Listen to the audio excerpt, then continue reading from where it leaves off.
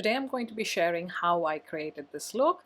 It was part of a series of images where we focused on having fresh skin with artistic graphic lines on the face. So this was look 1. In part 1, I'm going to be sharing the skin prep for this look. So I'm first cleansing the skin with Bioderma Micellar water, then using the Pixie Glow Tonic to remove any dry patches on the skin, then adding a boost of hydration with the MAC Fix Plus. This is tea-potted.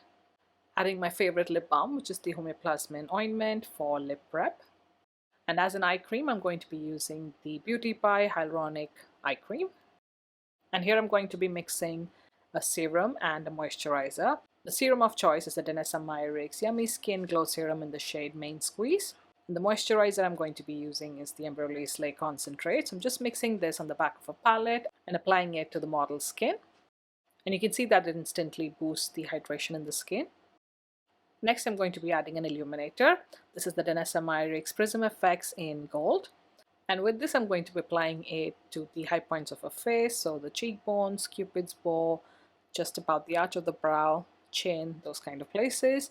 I'm also applying it to her collarbones. Then for foundation, I'm going to be using the Face Atelier Ultra Pro Foundation. And then this is just me testing the foundation on a small area of the face. And then once the color is good, I apply it to the rest of the face. Because the model has such beautiful skin and especially her freckles, I didn't want the foundation to cover up. So it's a very thin layer that's applied all over just to even out her skin tone and reduce any redness that's peeking through. Next, Lydia had amazing brows. So I'm just going to be using the Got To Be Brow Gel just to keep the brow hairs in place. And then I'm just curling her lashes with the Refer Lash Curler. And for the star of the show, I'm going to be using the Makeup Forever Artist Pencil. I'll put the exact number I've used in the description box below. But first I'm just doing a rough outline of the shape that I am thinking of. And then once I feel like that looks okay, then I go in and make the liner much more thicker and darker.